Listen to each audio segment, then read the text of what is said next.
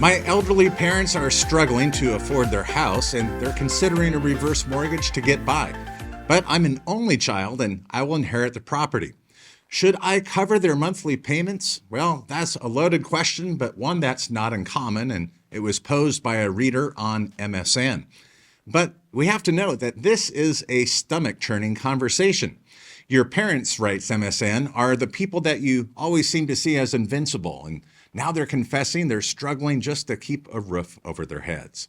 The house that you grew up in may slip through their fingers, and now they're actually considering a reverse mortgage to keep it. A financial move that the columnist says sounds as risky as it does confusing.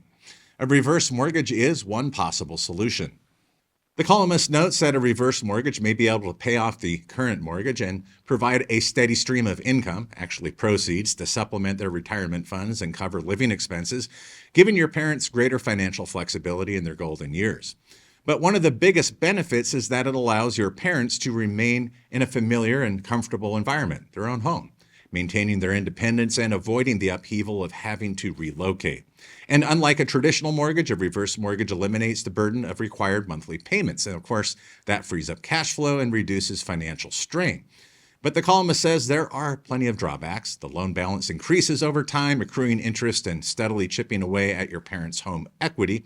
And that may potentially impact their long-term financial security, not to mention your future inheritance. MSN says that reverse mortgages often come with interest rates that are higher compared to traditional mortgages, which can significantly increase the overall cost of the loan and diminish home equity more quickly.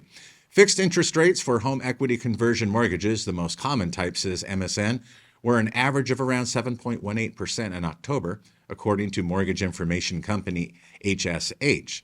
Setting up a reverse mortgage can involve a significant upfront investment or cost. And remember, when your parents eventually pass away or move, the loan becomes due and payable and must be paid off by selling the home, often leaving little or nothing for the heirs.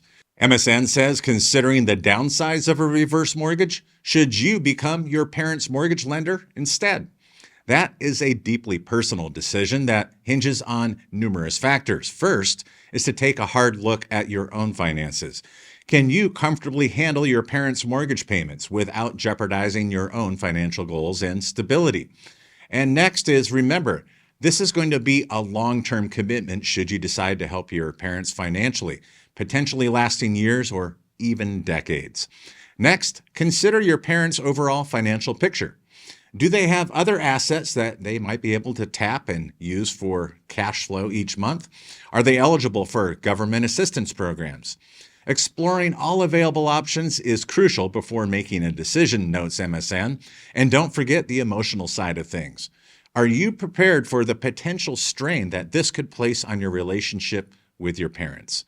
Money matters can be tricky, and it's essential to have an open and honest conversation to help avoid resentment or misunderstandings down the line.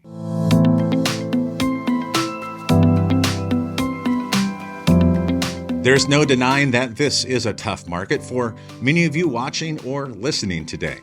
And knowing this, I thought it would be good to pass on this very important fact. Home equity has increased by an average of $48,000 since 2019. And while this has helped bring in an impressive number of clients who could refinance their existing reverse mortgages in 2021 and 2022, it also means that there's actually a better chance for potential borrowers that they will have the equity that's needed to qualify for a reverse mortgage. A recent post from Norma notes, according to the U.S. Census Bureau survey of income and program participation, median household net worth increased from $136,500 in 2019 to $176,500 in 2022. So here's the big picture. As home prices increased sharply throughout the country beginning in 2020, home equity also increased for most income and demographic groups, that according to the U.S. Census Bureau. And this is great news for homeowners, at least in most cases. However, today Americans are struggling to pay for the cost of daily living thanks to inflation, higher property taxes, and insurance. And this means that many may be equity rich but cash flow constrained more than they were just 4 short years ago. Census Bureau estimates showed that 62.2% of U.S. households had home equity with a median value of $198,000. So hopefully this puts a little spring in your step, even in a challenging market.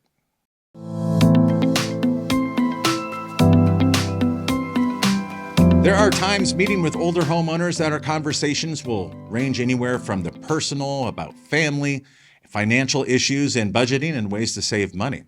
And with that in mind, I bring you a column that you may want to share with those that are looking for practical ways that they can reduce their household expenses. Go Banking Rates relates how one 72-year-old is helping to keep his housing expenses down while at the same time preventing problems in the future. Stan has mastered the art of maintaining his 1970s-style ranch house on a fixed income. After 7 years of living mostly on Social Security, this 72-year-old former mechanic has figured out which home investments actually can save money in the long run. Now, we all know just how much common household cleaners can cost. Nobody needs those fancy cleaners, said Stan, mixing his signature solution of white vinegar and water. He spends about $30 every 3 months on basic supplies: vinegar, baking soda, and simple cleaning tools. Been keeping my bathroom spotless for pennies since 2017, said Stan. Then there is strategic appliance maintenance, very important. Instead of waiting for things to break, Stan schedules regular HVAC checkups. $20 worth of filters every month saves me hundreds down the road, he explained. My air conditioner is older than some of these repair guys, but she runs perfectly because I take care of her. And then what about LED lights? Stan says, first thing I did when I retired was to switch every bulb in this house. He actually spent about $200 initially on his LED bulbs, saying, my electric bill dropped almost $40 in that first month.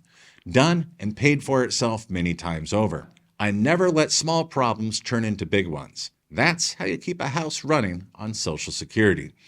As Stan put it, everybody wants to tell you how to save money by spending it. Real savings? That's about maintaining what you already have. And that wraps up this week's edition of HECMWorld Weekly. Thank you so much for joining us. We do have an audio edition, which you can find on Apple Music, Spotify, Podbean, or at HECMWorld.com. We look forward to having you back next week for more reverse mortgage news for you, the mortgage professional. Have a great week.